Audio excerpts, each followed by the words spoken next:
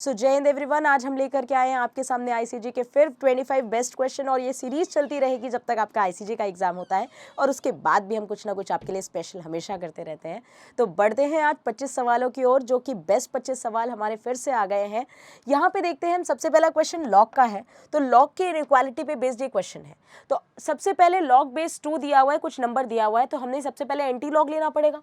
Anti log लिया तो x-1 upon x-2, इसी को कहेंगे ग्रेटर देन 2 की पावर 0। 2 की पावर 0 कितना हो गया? 1। अगर 1 हो गया बच्चों, तो यहां से आप क्या कहेंगे? यहां से जैसे ही हम इसे सॉल्व करेंगे तो x-1 अपॉन x-2 -1 इधर आएगा ग्रेटर देन 0। जब आप इसको सॉल्व करेंगे x-1 minus x plus 2 upon x-2 is greater than 0। ऊपर क्या हो गया? x cancel, 1 upon x-2 is greater than 0। And since ये ग्रेटर देन 0 कब होगा? अगर ऊपर पॉजिटिव है तो नीचे भी पॉजिटिव होना पड़ेगा, तभी पॉजिटिव आएगा। तो इसका मतलब x-2 is greater than 0। x को बड़ा होना पड़ेगा 2 से, तभी ये रिजल्ट पॉजिटिव आएगा। यानी कि ऑप्शन नंबर बी इसका एकदम सटीक और करेक्ट आंसर होगा। ठीक है बच्चों, चलो बढ़ते हैं अगले सवाल की ओर। नेक्स्ट क्वेश्चन हमारे सामने ये दिया है, एक आर एक रिलेशन है जो कि डिफाइंड है non negative integers. Non negative integers मतलब नेगेटिव नहीं होने चाहिए और साथ ही साथ इंटीजर्स होने चाहिए। इंटीजर्स यानी रूट का कोई मामला इसमें नहीं चाहिए, यानी कि इनपुट जो भी होने चाहिए वो आपके इंटीजर्स होने चाहिए और नेगेटिव नहीं होने चाहिए। और वो कंडीशन कैसे फॉलो करनी चाहिए? एक्स और वाई, x² प्लस y² का वैल्यू हमेशा 36 आना चाहिए। तो 0 और 6, 0² प्लस 6² 36 होता है, ये हो सकता है। यहाँ क्या है? यहाँ तो इसको चेक ही नहीं करना है क्योंकि ये रूट है। हमने क्या बोला? प्रोहिबिटेड है। ऑल्दो इसका स्क्वायर प्लस इसका स्क्वायर आपका 36 आएगा, बट पॉइंट ये है बच्चों कि नॉन नेगेटिव इंटीजर्स लेने, सिर्फ और सिर्फ इंटीजर्स लेने। √11 √3 हमारे इंटीजर्स नहीं होते, इसलिए ऑप्शन गलत। और यहाँ पे भी आपको दिख रहा है ये भी ऑप्शन गलत। यहाँ पे क्या है? 6,0 भी उसकी कंडीशन फॉलो करेगा, 0,6 भी फॉलो करेगा, तो ऑप्शन सी करेक्ट होगा। ठीक है, क्योंकि दोनों सेट उसमें आ गए, तो ऑप्शन सी इसका एकदम करेक्ट आंसर होगा। नेक्स्ट क्वेश्चन की बात करते हैं, क्वेश्चन नंबर 3। हमारे सामने क्या दिया हुआ है कि x, y और z अगर ग्रेटर देन 1 है और आपसे पूछा जा रहा है कि ये जीपी में है। x, y, z आपके किस में है? जीपी में। तो बच्चों एक बात आपको पता होनी चाहिए कि x, y, z अगर जीपी में है तो log x, log y और log z आपका एपी में होता है। सबसे पहली बात तो ये, और साथ ही साथ अगर हम इन सब में कुछ ना कुछ ऐड कर दें तो कोई फर्क नहीं पड़ता, एपी एपी ही रहती है। एपी की कंडीशन यही है कि कुछ भी जोड़ो, कुछ भी घटाओ, कुछ भी मल्टीप्लाई करो, कुछ भी डिवाइड करो, वो एपी ही रहेगा। तो अगर हमने इसमें जोड़ दिया तो ये एपी ही रहेगा। और फिर अगर हम उनको उल्टा कर दें, रेसिप्रोकल कर दें, तो भी वो एपी ही रहेगा। तो इसका आंसर क्या हो जाएगा? एक सेकेंड, अगर हम उसका उल्टा कर देंगे तो वो एचपी बन जाएगा ना। एपी का उल्टा करेंगे तो आंसर क्या हो जाएगा? इसका आंसर आएगा बी ऑप्शन, यानी कि एचपी। ठीक है, लॉग लेने पे वो एपी बन गया, सब में 1 जोड़ा तो वो भी एपी ही रहेगा, लेकिन अगर उसका उल्टा किया, एपी का रेसिप्रोकल आपका एचपी होगा। चलिए अगला सवाल पे चलते हैं। अगला सवाल हमारा ये दिया हुआ है कि एक टेलीफोन डायलर है जिसमें 10 होल्स है, वो जैसे आते थे ना पुराने जमाने के, ट्रिन ट्रिन, हेलो कौन, वो वाला। तो one rotating the dial, how many different telephone numbers have consisting of 7 digits? 7 digit का टेलीफोन नंबर हमें बनाना है। ठीक है, कितने हो गए? 6, 7, 7 डिजिट का टेलीफोन नंबर बनाना है। टेलीफोन वाले क्वेश्चन में एक चीज आपको ध्यान रखनी होती है, आपको दिमाग नहीं लगाना है अपना यहाँ पे बिल्कुल भी कि स्टार्टिंग में 0 आ सकता है कि नहीं आ सकता।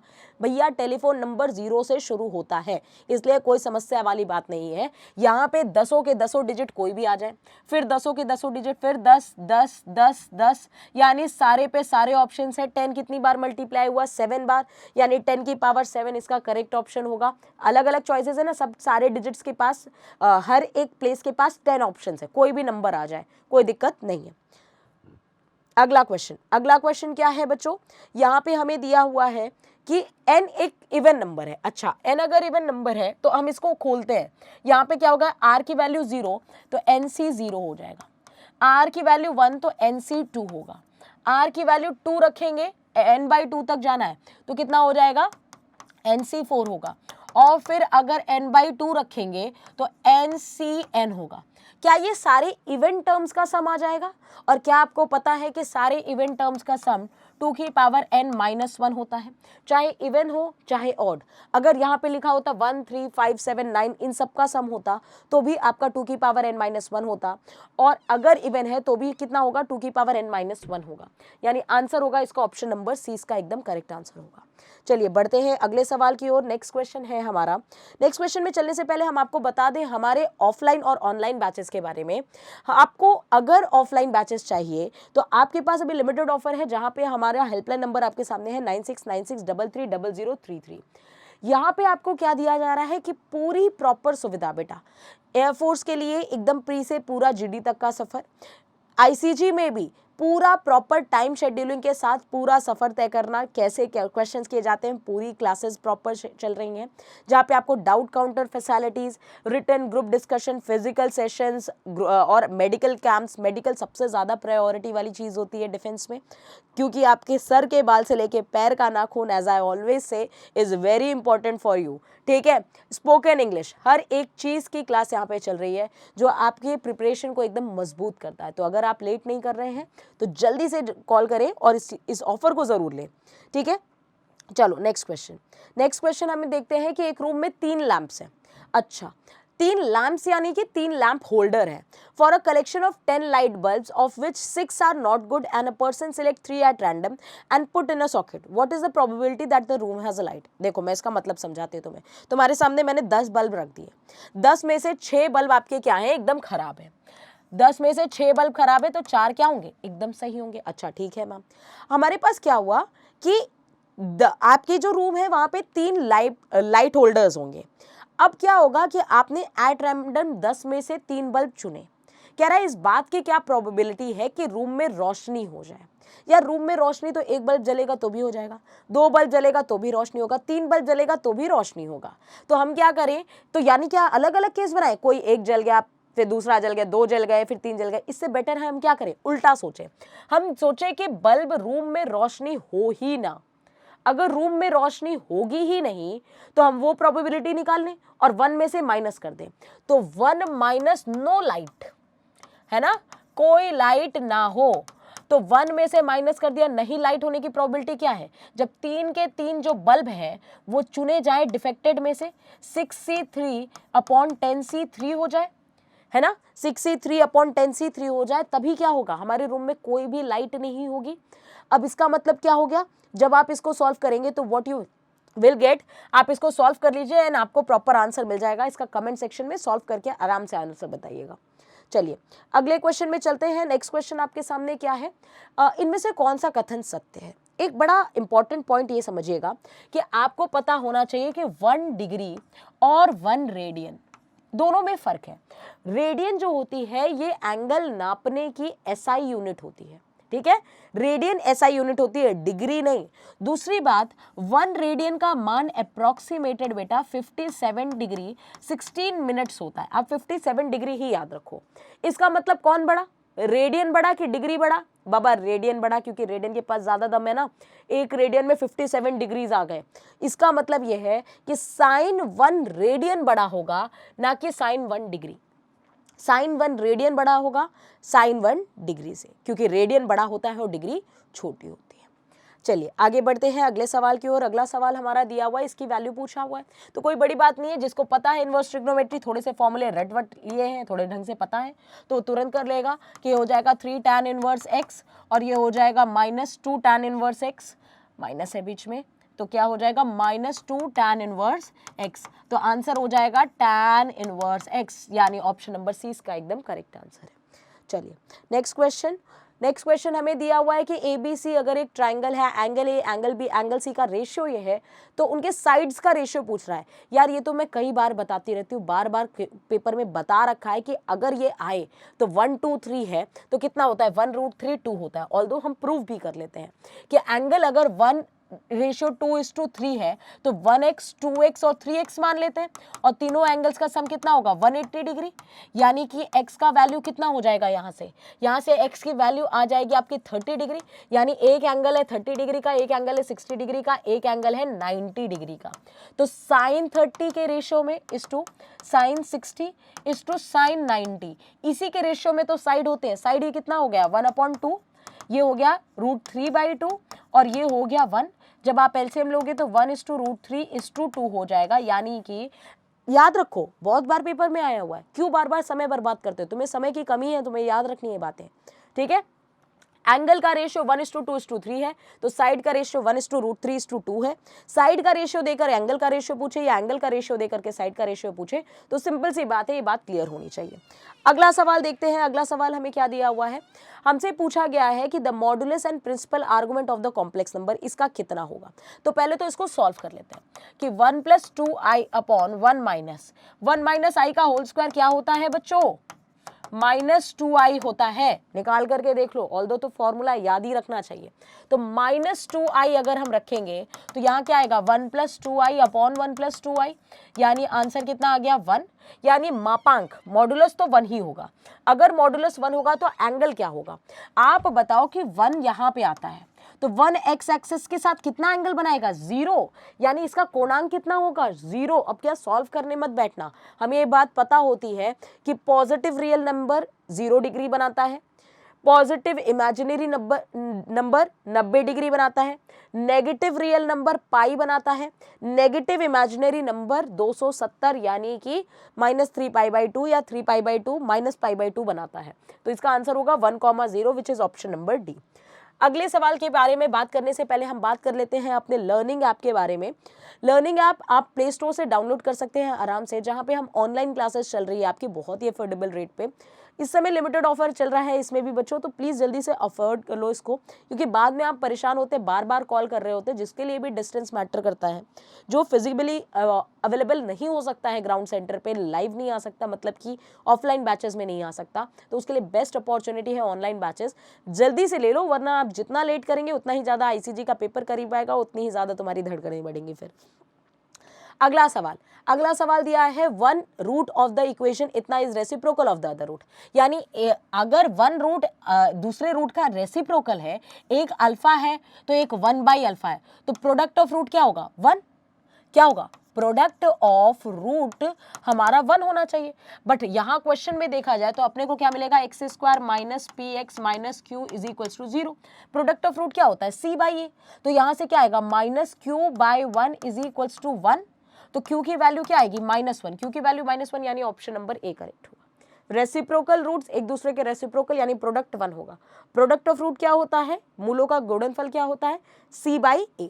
c/a जैसे ही आपने किया, c क्योंकि यहाँ पे माइनस में था इसलिए -q आया है, ठीक है। नेक्स्ट क्वेश्चन दिया है कि आपसे पूछा ये किस टाइप की मैट्रिक्स है, आप ये बताओ स्क्यू सिमेट्रिक तो नहीं है, विषम सममित तो कतई नहीं है।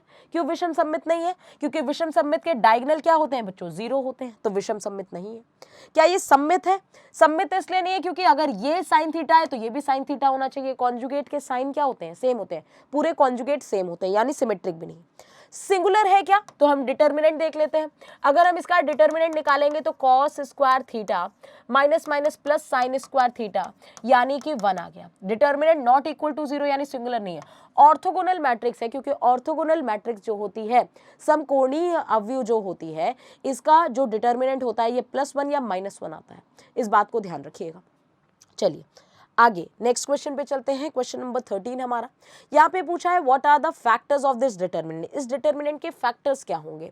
तो भाई इसको सॉल्व नहीं करना है बैठ के, यहीं से इसको करने की कोशिश करनी है कि देखना है कि क्या रखें। अगर हम x = 1, इसका फैक्टर होने का मतलब है x का मान अगर 1 रख दें, x का मान 1 रखेंगे तो ये डिटर्मिनेंट 0 हो जाएगा, हाँ मैम बिल्कुल 0 हो जाएगा। y -1, y का मान अगर 1 रख देंगे तो क्या ये 0 हो जाएगा, बिल्कुल ये 0 हो जाएगा। x - y अगर इसका एक फैक्टर है, इसका मतलब x = y, अगर x = y रखेंगे तो भी तो डिटर्मिनेंट 0 हो जाएगा। इसका मतलब इसका आंसर क्या है, ऑप्शन नंबर ए ही इसका करेक्ट आंसर है, यही तीनों इसके फैक्टर होंगे। बस आप ऑप्शन से निकालो और उसको 0 के बराबर करके वैल्यूज निकाल लो और डायरेक्टली पुट करो डिटर्मिनेंट में और चेक करो क्या वो 0 के बराबर हो रहा है। अगला क्वेश्चन पूछा है इसका मीडियन क्या होगा। मीडियन मतलब हमें इसे छोटे से बड़े में लिख देना चाहिए, और छोटे से बड़े में या बड़े से छोटे में किसी में भी लिख दो। छोटे से बड़े x/5 छोटा होगा, जितना बड़ा नंबर नीचे उतना ही छोटा नंबर, तो फिर क्या होगा x/4, x/3, x/2 और फिर लास्ट में आएगा x। मीडियन क्या होता है, मिडिल वाला टर्म। मीडियन इसने दिया है 8 है, यानी x/3 की वैल्यू हमारी 8 है, तो x की वैल्यू कितनी होगी 24 होगी, यानी ऑप्शन नंबर बी एकदम करेक्ट आंसर होगा। चलो नेक्स्ट क्वेश्चन पे चलते हैं। नेक्स्ट क्वेश्चन क्या दिया है, वेरिएंस यानी प्रसरण किस बात पर निर्भर करता है। वेरिएंट जो होता है ये हमारा ओरिजिन यानी मूल बिंदु पर डिपेंड करता है, लेकिन पैमाने यानी स्केल पे निर्भर नहीं करता है। यही सेम चीज होती है आपकी स्टैंडर्ड डेविएशन के साथ यानी मानक विचलन के साथ। तो प्रसरण और मानक विचलन को जरूर याद रखिएगा कि ये मूल पे डिपेंड करते हैं लेकिन पैमाने पे डिपेंड नहीं करते हैं। आगे नेक्स्ट हम बात कर लेते हैं थोड़ा सा बुक्स के बारे में। बुक्स में इस समय चल रहा है हैवी डिस्काउंट, 25% डिस्काउंट चल रहा है, साथ ही साथ फ्री डिलीवरी चल रही है। ये बात आप जानिए कि यहाँ पे जितनी भी बुक्स दी गई हैं ये पूरी एक्सपर्टीज के थ्रू बनाई गई हैं, जहाँ पे आपको miscellaneous, expected question, previous year question, topic wise question, हर एक चीज का मिश्रण मिल रहा है और सारे टॉपिक कवर्ड हैं। एक बुक जो पूरी सफलता निश्चित करेगी, तो जल्दी से ऑर्डर कर लो हेल्पलाइन नंबर के थ्रू। चलो नेक्स्ट बात करते हैं। नेक्स्ट क्वेश्चन हमें ये दिया है, the equation of a straight line which is perpendicular to इतना। इस लाइन के ऊपर परपेंडिकुलर होनी चाहिए और पास करे 3/2 से। तो यार जब पासिंग पॉइंट दिया हो तो दिक्कत किस बात की, x और y की जगह 3 और 2 रखे, जहां पे सेटिस्फाई करे वही आंसर। अगर हमने 3 और 2 रखा तो ये तो गलत बात है, यहाँ 3 और 2 रखा तो ये भी गलत बात है, यहाँ 3 और 2 रखा ओहो ये हो सकता है सही, यहाँ 3/2 रखा तो ये सही हो सकता है। अब दो ऑप्शन में फंस गए हम। तो यहाँ से अगर इस लाइन पे परपेंडिकुलर है तो हमारा स्लोप क्या होना चाहिए, इसका स्लोप है 1। तो इसमें परपेंडिकुलर लाइन का स्लोप क्या होगा, अगर m1 1 है तो m2 होना चाहिए -1। तो यहाँ पे स्लोप देखते हैं किसका नेगेटिव है। अगर हम यहाँ पे स्लोप रखें तो इसका वैल्यू आएगा -1, इसका स्लोप आएगा, और इसका स्लोप कितना आएगा +1 आएगा। इसलिए हमारा ऑप्शन बी होगा, ना कि ऑप्शन नंबर डी करेक्ट होगा। बी ऑप्शन एकदम करेक्ट आंसर होगा। नेक्स्ट क्वेश्चन की ओर चलते हैं। The equation of the circle with the centre इतना एंड द रेडियस इतना। सर्कल का सेंटर उतना दिया है यानी x माइनस ए का whole square plus y minus b यानी प्लस बी का whole square is equal to radius का होल स्क्वायर यानी √a² माइनस b स्क्वायर का होल स्क्वायर हो जाएगा। यहाँ से कितना आ जाएगा, x² plus a² plus 2ax plus y² plus b² plus 2by is equal to a² plus b² हो जाएगा। b² कैंसिल हो जाएगा, यहाँ से b² कैंसिल हो जाएगा और a² कैंसिल हो जाएगा। तो अपने को रिजल्ट क्या मिला यहाँ से, अच्छा ये -b² है। जस्ट अ सेकेंड, ये अगर -b² है तो ये -b² इधर आके ऐड हो जाएगा, तो x² plus y² plus 2ax plus 2by और ये हो जाएगा +2 times of b² is equal to 0। यानी कौन सा ऑप्शन करेक्ट होगा इसका ऑप्शन नंबर आपका करेक्ट होगा ए वाला। डेफिनेटली माइनस तो आएंगे ही नहीं ना ये वाले, तो ऑप्शन ए वाला इसका एकदम करेक्ट जवाब होगा। नेक्स्ट क्वेश्चन की ओर बढ़ते हैं। नेक्स्ट क्वेश्चन हमें दिया है कि अगर इन दो टर्म्स का मापांक बराबर है तो आप क्या कहना चाहेंगे, क्या टिप्पणी होगी आपकी ए और बी के बारे में। तो हम यहाँ से क्या देखें, दोनों को स्क्वायर कर देते हैं। अगर दोनों का स्क्वायर कर देंगे बच्चों तो हमें क्या मिलेगा, mod of a² plus mod of b² plus 2 mod of a mod of b cos theta हो जाएगा। और यहाँ से कितना आ जाएगा, यहाँ से आएगा mod of a plus mod of b का whole square -2 mod of a mod of b cos theta हो जाएगा। अब पॉइंट क्या है, ये दोनों सारी चीजें कैंसिल हो जाएगी, 2 से 2 कैंसिल होगा, 2 से 2 क्या इधर आ जाएगा, 2 से 2 तो जो कैंसिल है वो तो हो ही जाएगा, ये इधर आके ऐड हो जाएगा। तो 2 mod a mod b cos theta हो जाएगा is equal to 0। Although 2 cancel हो जाएगा उधर जाके, क्योंकि a और b 0 होंगे नहीं, यहाँ क्या हो जाएगा cos थीटा हो जाएगा। और cos थीटा 0 कब होता है, cos थीटा 0 होता है जब थीटा का मान 90 डिग्री होता है। इसका मतलब a और b के बीच में एंगल कितना होना चाहिए, 90 डिग्री। इसका मतलब दोनों वेक्टर्स आपस में लंबवत होने चाहिए। जी आंसर इसका एकदम करेक्ट होगा। नेक्स्ट क्वेश्चन की बात करते हैं। The equation of line passing through point इतना and parallel to the line इतना। उस लाइन को ढूंढना है जो कि इस लाइन से पास करे और उस लाइन पे पैरेलल हो। अगर पैरेलल है तो उसके भी डायरेक्शन रेशियो यही होने चाहिए, 4 - 3 5 4 - 3 5 4 3 5 और ये तो गलत लिखा है, दोनों चीजें गलत लिखी है। इसका मतलब पासिंग पॉइंट देख लो, -2 माइनस +1 हो जाएगा, 1 हो जाएगा। ऑप्शन नंबर ए करेक्ट है, क्योंकि हम पासिंग पॉइंट को ऊपर माइनस कर देते हैं x1 y x y z से और नीचे डायरेक्शन कोसाइन लिख देते हैं।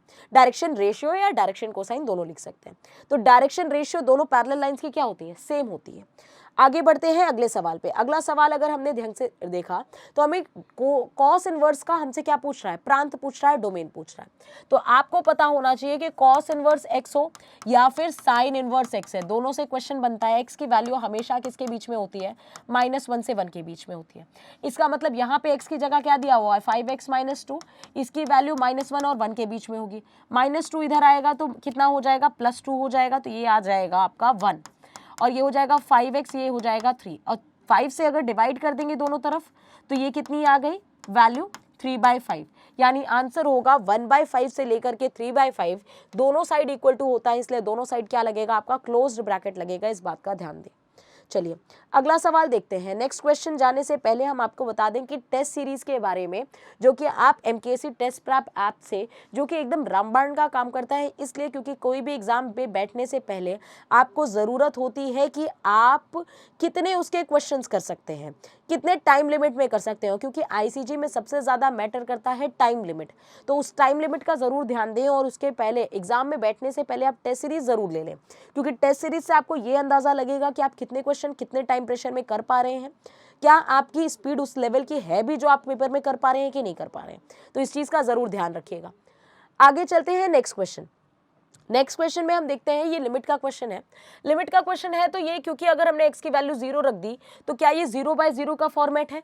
हाँ बाबा, ये तो 0/0 का फॉर्मेट है, क्योंकि a की पावर 0 1 हो जाएगा, 1 - 1 0, और नीचे भी 0 बन जाएगा। तो हम इसको डिफ्रेंशिएट कर देते हैं। अगर हम डिफ्रेंशिएट कर देंगे तो लिमिट x टेंडिंग टू 0 कितना हो जाएगा, a की पावर x log a हो जाएगा ऊपर, और नीचे हो जाएगा 1/2√1 + x, और 1 + x का डिफ्रेंसिएशन 1 हो जाएगा। और क्योंकि अब ये ऊपर चला जाएगा तो a की पावर x log a, ये कितना हो जाएगा, 2√1 + x हो जाएगा मल्टीप्लाई के साथ। लिमिट x टेंडिंग टू 0, अगर x 0 की तरफ टेंड करेगा तो यहाँ से 2 बचेगा, और क्योंकि a की पावर 0 1 होता है तो 2 log a इसका आंसर हो जाएगा, विच is option number A is the correct answer. इस बात का ध्यान रखिए। चलिए अगले सवाल की ओर बढ़ते हैं। अगला सवाल क्या है, ये आपको दिया गया है, जहां पे आपसे पूछा जा रहा है कि इसकी वैल्यू क्या होगी। तो अगर बच्चों आपको नहीं पता तो आपको ये बात पता होनी चाहिए कि अंडर रूट के अंदर ये इसकी वैल्यू होती है cos x/2 + sin x/2, और अगर यही सिचुएशन दी है माइनस के साथ तो कितना हो जाएगा, cos x/2 - sin x/2 होती है। अगर हम उस इक्वेशन में रख दें तो y = cot इनवर्स, ये कितना हो जाएगा, ऊपर से आ जाएगा, क्योंकि जब हम रूट खोलेंगे ऊपर से कितना आ जाएगा, cos x/2 + sin x/2 + cos x/2 - sin x/2 हो जाएगा, और अपॉन में कितना हो जाएगा, cos x/2 + sin x/2 - cos x/2 और प्लस sin x/2 हो जाएगा। और क्योंकि sin x cos x cancel हो जाएगा तो y = cot इनवर्स, ऊपर से आ जाएगा 2 cos x/2 upon 2 sin x/2 हो जाएगा, और 2 से 2 कैंसिल, ऊपर कितना बन जाएगा, cot, तो cot इनवर्स अंदर आ जाएगा cot x/2, cot से cot खत्म, तो y = x/2, और इसका डिफरेंशिएशन कितना हो जाएगा, 1/2, यानी ऑप्शन A इसका एकदम करेक्ट जवाब होगा। चलिए अगला सवाल देखते हैं। अगला सवाल में क्या दिया हुआ है, हमें पूछा ये फंक्शन डिक्रीजिंग कहाँ है। अगर फंक्शन डिक्रीजिंग की बात कर रहा है तो हम y' निकाल के उसको लेस देन 0 कर दे। अगर y' लेस देन 0 यानी dy/dx आप कितना आ जाएगा, यहाँ पे आप देख लो 3x² + 10x, ये आ गया आपका, वो तो 0 हो गया। इसका मतलब 3x² + 10x is less than कितना हो जाएगा, 0। x अगर कॉमन ले लें तो यहाँ से कितना मिलेगा, 3x + 10 is less than 0। Number line पे प्लॉट करो, एक तो 0 हो जाएगा और एक कितना हो जाएगा आपका -10/3। -10/3 पीछे आएगा, साइन कैसे पुट होंगे, प्लस माइनस प्लस, यानी अपने को चाहिए नेगेटिव 0 से छोटा, यानी ये रीजन आएगा। -10/3 से लेके 0, यानी ऑप्शन नंबर A ही इसका एकदम करेक्ट जवाब होगा। क्लियर। चलिए अगला सवाल देखते हैं। अगला सवाल हमें ये दिया हुआ है, मॉड का क्वेश्चन है। मॉड का क्वेश्चन अगर 0 से π/2 पे दिया n π दिया हुआ है, बेटा ये बड़ा सिंपल क्वेश्चन है। आपने आपने हमें नहीं, हमने आपको ये बता रखा है कि हर एक साइकिल जो साइन की होती है वो 2 की होती है, यानी 0 से पाई तक या 2 पाई तक हर एक एरिया कितना होता है आपका 2 यूनिट होता है। तो अगर हमें ऐसे ही करते करते 10 पाई तक जाना है, एक का 2 आंसर है तो 10 पाई तक में कितना हो जाएगा 10 इंटू 2, यानी आंसर आ जाएगा 2, ऑप्शन नंबर ए। पेपर में इस बार भी आया है, पिछली बार भी आया है, एयरफोर्स में भी आया हुआ है, हर बार पूछता है आसान से सवाल, तो थोड़ा सा ध्यान रखिए इस क्वेश्चन को करिए। तो लास्ट क्वेश्चन देखो बेटा, यहाँ पे क्या है, area bounded under the curve. इस दोनों इनके बीच में अगर हमें एरिया चाहिए तो हम क्या करेंगे, हम इसके इंटरसेक्टिंग पॉइंट्स देख लेते हैं। अगर x की वैल्यू यहाँ पे रखेंगे तो हमें इंटरसेक्टिंग पॉइंट दिख रहा है 0,1, 0 0 और 1 1 मिलेंगे पॉइंट्स। तो 0 से 1 तक अगर जाएगा इंटीग्रेशन तो x माइनस एक्स क्यूब कितना हो जाएगा, ये हो जाएगा x²/2 माइनस एक्स की पावर 4/4 और लिमिट रख दीजिए 0 से 1, 1 पे कितना आएगा 1/2 माइनस 1/4 और यहाँ से आ जाएगा आपका 1/2 is the correct answer, which is option number C is the correct answer. ठीक है, तो ऐसे ही क्वेश्चंस के साथ हम आपसे बहुत जल्दी मिलते रहेंगे नेक्स्ट सेशन में, जहाँ पे हम ऐसे ही इंटरेस्टिंग क्वेश्चंस लेकर आएंगे, क्योंकि आपकी डिमांड हर बार मिलती है कि मैम मॉडल पेपर लेकर के आई। इसकी PDF मैं टेलीग्राम चैनल पे भी ज़रूर अपलोड करवा दूंगी, तो सेशन को लाइक ज़रूर करिएगा, शेयर ज़रूर करिएगा, ढेर सारा प्यार दीजिएगा कमेंट सेक्शन में। मिलते हैं बहुत जल्दी नेक्स्ट वीडियो पे। जय हिंद, जय भारत एंड टेक केयर।